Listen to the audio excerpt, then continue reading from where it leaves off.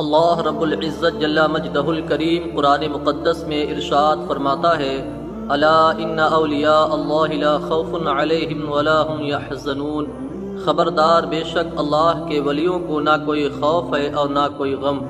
محترم حضرات، قرآن مقدس کی اس آیت کریمہ میں اللہ تعالیٰ نے اولیاء کرام کی طاقت و قوت اور ان کے مقام و مرتبہ کا ذکر فرمایا ہے۔ دوستو، اولیاء کرام کا دامن تھامنے میں کیا فائدے ہیں؟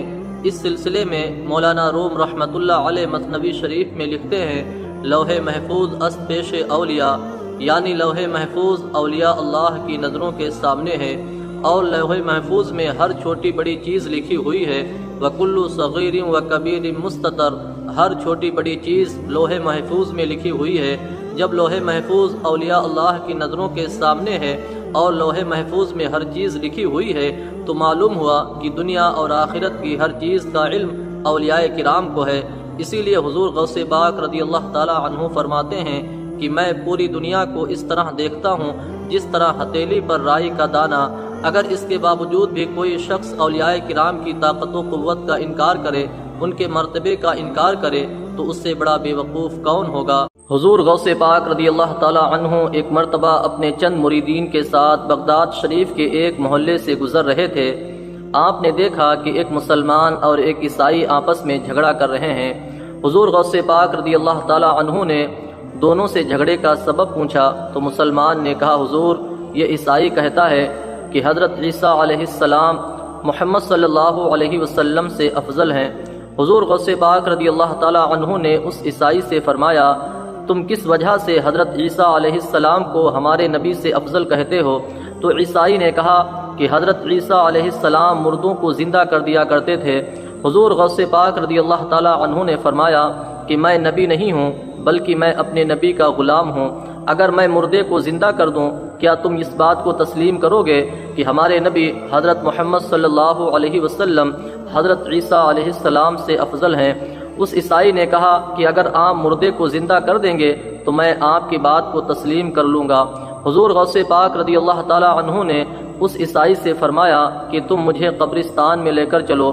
وہ عیسائی حضور غوث پاک رضی اللہ تعالی عنہ کو ایک قبرستان میں لے کر پہنچتا ہے۔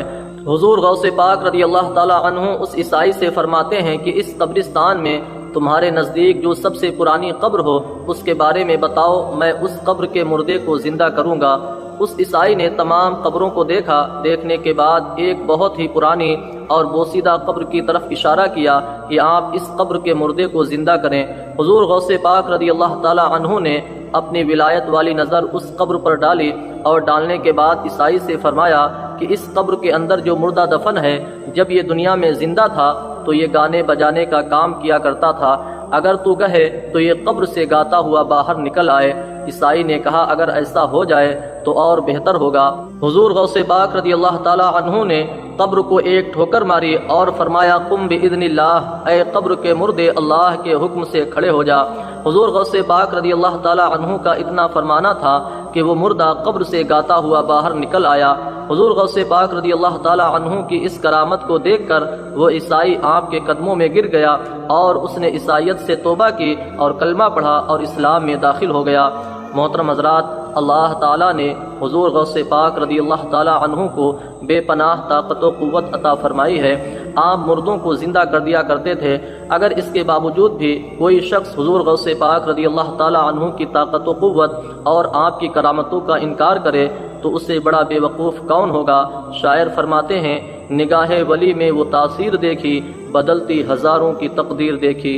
محترم حضرات، ایک عورت اپنے لڑکے کو لے کر حضور غوث پاک رضی اللہ تعالی عنہ کی خدمت میں حاضر ہوئی اور اس عورت نے حضور غوث پاک رضی اللہ تعالی عنہ سے کہا، حضور، میرا یہ بیٹا آپ سے بے پناہ محبت کرتا ہے، میں چاہتی ہوں کہ آپ اسے اپنی بارگاہ میں قبول فرما لیں اور اس کو طریقت اور شریعت کا علم سکھا دیں۔ حضور غوث پاک رضی اللہ تعالی عنہ نے اس عورت کی درخواست کو اپنی بارگاہ میں قبول فرما لیا اور اس عورت کا وہ لڑکا آپ کی بارگاہ میں رہنے لگا۔ کچھ دنوں کے بعد وہ عورت اپنے بیٹے کو دیکھنے کے لیے حضور غوث پاک رضی اللہ تعالی عنہ کی خدمت میں حاضر ہوتی ہے تو کیا دیکھتی ہے کہ اس کا بیٹا کثرت کے ساتھ عبادت کرنے کی وجہ سے بہت ہی دبلا اور پتلا ہو گیا ہے۔ اور وہ جو کہ سوکھی روٹی کھا رہا ہے۔ پھر وہ عورت حضور غوث پاک رضی اللہ تعالی عنہ کے پاس جاتی ہے تو کیا دیکھتی ہے کہ حضور غوث پاک رضی اللہ تعالی عنہ مرغی کے سالن سے روٹی کھا کر فارغ ہوئے ہیں اور ہڈیاں رکھی ہوئی ہیں۔ اس عورت نے حضور غوث پاک رضی اللہ تعالی عنہ سے فرمایا کہ آپ نے میرے بیٹے کے ساتھ انصاف نہ فرمایا، آپ تو سالن کے ساتھ روٹی کھا رہے ہیں اور میرے بیٹے کو جو کہ سوکھی روٹی کھلا رہے ہیں۔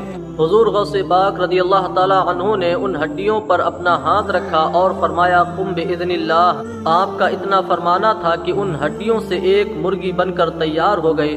حضور غوث پاک رضی اللہ تعالی عنہ نے اس کے بعد اس عورت سے فرمایا کہ جب تمہارا بیٹا اس مرتبے کو پہنچ جائے گا تو وہ بھی جو چاہے گا وہ کھائے گا۔ محترم حضرات، درود پاک پڑھنے کی بے شمار فضیلتیں اور برکتیں ہیں۔ اللہ تعالیٰ نے قرآن مقدس میں اپنے بندوں کو نماز پڑھنے کا حکم دیا۔ اللہ تعالیٰ نے قرآن مقدس میں اپنے بندوں کو روزہ رکھنے کا حکم دیا۔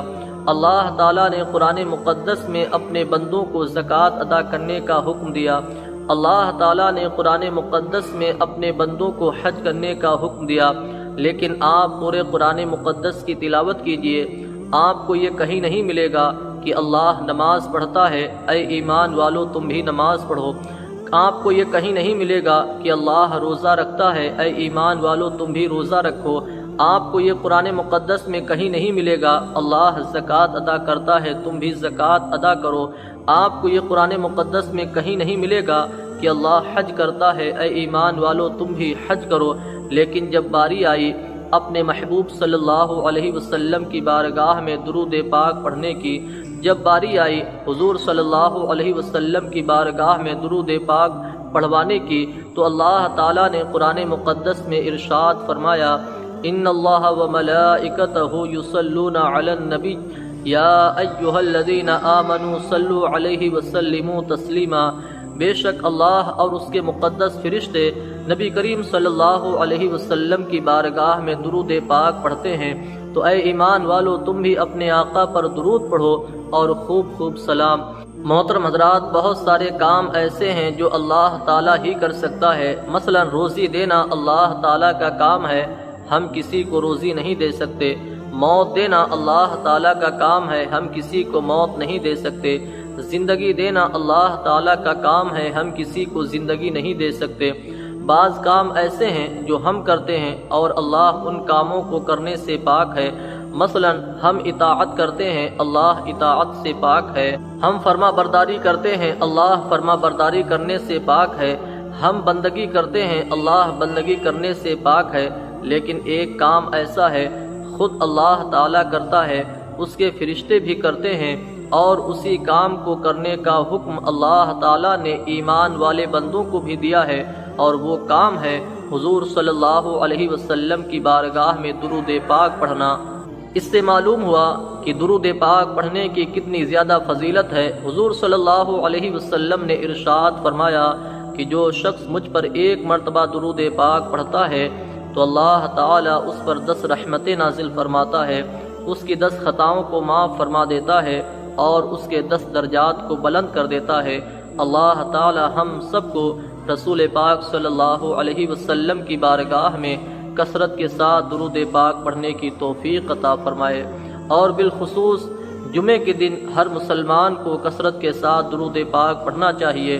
حدیث پاک ہے، حضور صلی اللہ علیہ وسلم نے ارشاد فرمایا کہ جو شخص جمعے کے دن مجھ پر 80 مرتبہ درود پاک پڑھے گا تو اللہ تعالیٰ اس کے 80 سال کے گناہوں کو معاف فرما دے گا۔